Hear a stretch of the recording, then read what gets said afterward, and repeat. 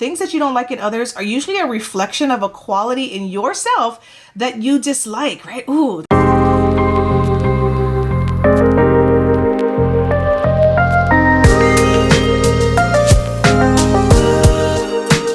Alrighty fam, we are back and I am very excited to help you to understand today how to increase your self-awareness. This is going to wrap up what we've been talking about for the last 2 days and really help you how to take all this information and actually put it into action. That is what the goal is. Learning something is great. Putting it into action elevates it, right? Having the results from your actions, now life keeps on doing and you keep on repeating those things, right? So let's talk about some things that we can do to increase our self-awareness. Now, the first way that you can increase your self-awareness is to pay attention to what bothers you about other people. Yes, that is a huge one. It's number one on my list because whenever people irk me or when people kind of rub me the wrong way, I'm immediately thinking, what about me is irritating me about them, right? That is what your emotions are telling you. Most times our emotions are telling us, they're very accurate. The things that you don't like in others are usually a reflection of a quality in yourself that you dislike, right? Ooh, that's kind of hard to hear. However, if you are paying attention to it, you're trying to raise your level of awareness on that, that can be a gift for you in the way that you take that and learn more about yourself and how you can work on those parts that you dislike to make it a part that you do like. I want to say it's very simple, but it is a door open to some work that you can do on yourself. So pay attention to what bothers you about others. Number 2, meditate on your mind. Now, this one is quite simple. You've probably heard that meditation, mindfulness, all those things really help with decreasing depression and really help with just kind of your overall general health. Well, this also helps in the area of self-awareness because when you are meditating with your thoughts, you are only thinking your thoughts. And of course, you're thinking about probably a list of things to do as well. But when you are getting familiarized with your own thoughts, the level of self-awareness that you have for yourself starts to increase because you are just simply familiarizing yourself with what's important to you. What you begin to realize when you start to do this work and really meditate on your mind and your thoughts is you start realizing that you are not your thoughts, right? I'm going to repeat that. You are not your thoughts. And for a third time, you are not your thoughts. That's probably an important one for you to write down, right? I did that in the last video. I repeated 3 times for emphasis because you are not your thoughts. There's a 4th time for you. And here's the reason why.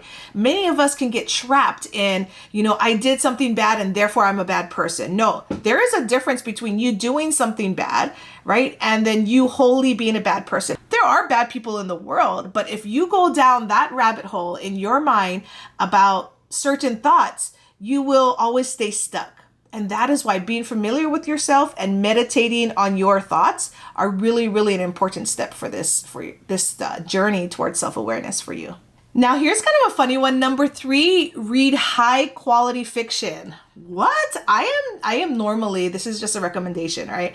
I normally am a reader. I'm just a reader, period. You see my books stacked behind me. I mean, those are just like couple of the hundreds, if not thousands of books that I've had stored through the years. But I love to read books, right? And I personally love nonfiction because I love true stories. However, the ones that I feel most incredibly, sad about when they're done, when they're over, are these fictions, these high quality fictions, because I really dive into the world of whatever that fantasy is, that fiction is about, right?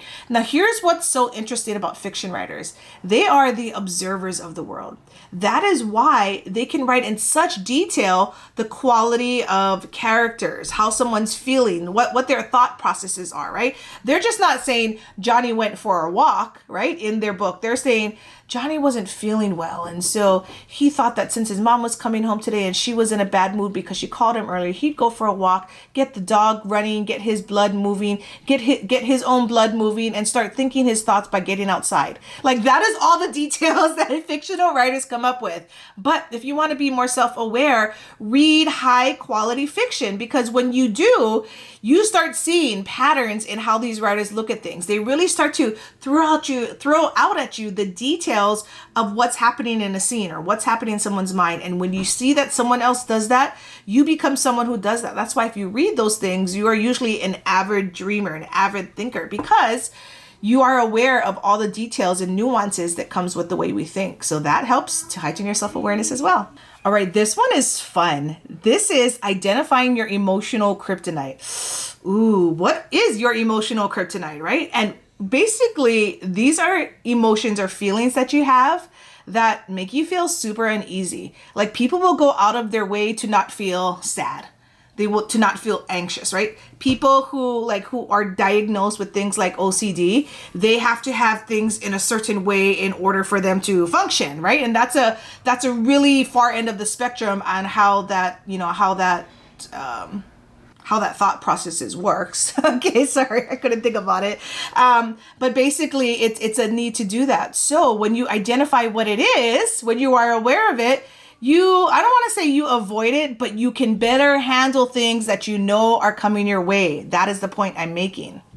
All right, so I'm going to give you an example. Now, this isn't my example. This is just a generic person in general, right? So let's say that you are this person, or that you meet a person who you find out later is very anxious, right? And you met her at a party and she was drinking a little too much, right? And you find out later, as she gets a little tipsy, that she was so nervous being in a social situation. And so in order to calm that anxiety, her ass started drinking, right? And she probably had too much to where it took her to like a new problem, right? As I've worked with people like this in the past, which I have, I found in telling them, like, the problem isn't the drinking, right? The drinking is really to help you to deal with the anxiety, right? What's causing you to have this anxiety of being around people? Now we can really start seeing it, because the anxiety gave her this emotional state, like, oh my God, like this is hard for me, and therefore she drinks, right? So we had to go back to the root of it. Identifying your emotional kryptonite really helps you to navigate better about your social situation, even your personal situations. Now, we all have certain emotions that we dislike. The problem is when we try to mask that shit. Don't be masking that shit, guys. You want to get familiar with it. Learning to tolerate that discomfort really helps you to basically make it go from kryptonite to bearable, okay? We don't want our emotions to be kryptotic to us. We want it to be bearable. And so the more we're aware of it and the more we can kind of live through that discomfort, the more we're able to handle tough situations. Maybe get through situations that we couldn't have before because we are sitting in the discomfort of the emotion that we are normally trying to mask, right? So think about that. Think about what your emotional kryptonite is and see if you can identify it and start sitting in the discomfort of it and trying to understand, where is this coming from? I don't like feeling sad because why? Why do I get so sad when XYZ happens, right? And when you start thinking about that and becoming more self-aware in this journey of discovery for yourself, you will start landing on some very, very solid facts of things that have happened in your life or ways of thinking that have been taught to you as you were growing up that you will start to realize are serving you or aren't. And that's when you have to make the choice. Do I keep this or do I discard it, right? So think about your emotional kryptonite. Now, the next tip I want to give you is kind of tied into this emotional kryptonite, right? A great way to find out what your emotional kryptonites are to do the next thing, which is draw a timeline on your life. Start at birth to where you are and mark all the different areas that were major events in your life, right? Whether it's I learned to walk, I learned to talk, my first day of school, my first boyfriend, my first kiss, my first time having sex, right? My marriage, my first child, my first fight, a potential divorce, a period of infidelity with my parents or within my relationships, right? All these different major events, because those are all kind of major events, right? And I'm not even hitting all of them. When you see a timeline of your life and you see all these major events and you take a step back from it, you start realizing, no wonder I'm a grouchy ass bitch, all right? Or no wonder I'm such a happy person. Or no wonder that's very hard for me to deal with difficult things, right? You will start to see in the form of your own picture on looking at that timeline what your little areas are. And when you know it, you can be able to focus on, again, changing the things that you like and keeping the things that you love. So that's where self-awareness, again, increases when you can understand yourself better. It's such a beautiful thing. It is such a beautiful thing when you can understand yourself better. So draw a timeline on your life and see what comes up. You might be shocked. Our last item on our ways to increase our self-awareness is ask for feedback and take it well. Do not get butt hurt is another way of saying it, right? Ask for people like, when you saw me in that situation, like, how did you feel my reaction went? Or like when you performed and did something, ask them like, hey, what did you think about that? Give me some feedback, right? And tell people, tell me the truth, right? How did it go? Here's a perfect example of what happened to me. A few weeks ago, my husband and I were in Walmart and we were checking out, and he looked like the manager. He came up to me and he saw us in kind of the checkout area. He was like, hey, Shan, so good to see you. And immediately looking at him, like there wasn't a familiarity. And I was like, but this guy knows me. He's literally calling me by name, right? And so I'm also so we're like, oh yeah, we'll come that way. So we go to that area, we check out, and he was like, I just gotta say, I love the videos that you post. They're so encouraging and so inspiring. Thank you so much for sharing them. And I was like, oh, a fan. Wow, a fan in real life, because hello, in pandemic world, we don't get to see people in real life. So that was awesome, right? Of course, I told him thank you. And like he helped us through some things that were having problem in our transactions. Anyways, it was cute, right? And so I said thank you. When we were walking out, my husband says, who's that guy, right? And I'm like, I don't know his name, but like he's familiar. Like I think I know him from Instagram. I think I might know him from the former business I was in. I'm going to look it up tonight to see, to confirm if that is him. And it was, right? But his response to me, right? I said, why? Why do you act? Why are you asking? I was like, that's kind of like my first fan that I've had come out here, right? And my husband said this. He was like, I think you should have spent more time talking to him and asking how his day was and engaging with him more. And I got butthurt. I was so pissed. I was like, I think I handled that well, right? But that is what I'm saying with the self-awareness. Like I immediately, and that's the defensiveness, right? You don't want to get defensiveness. When you're doing this part of trying to become more self-aware, you want to ask for feedback and you want to take it well. His advice was unsolicited, but it also kind of stung me a little because he was like, you really should have spent more time. You should have asked him more about himself and blah, blah, blah. And all his recommendations were good. He was like, this is a great way to connect with people, which I'm a great connector. And when he pointed out to me that in that situation, I didn't connect as best that he knows that I could, it really kind of upset me, which was why I had my butthurt reaction. But what I'm trying to teach you folks today is what not to do, okay?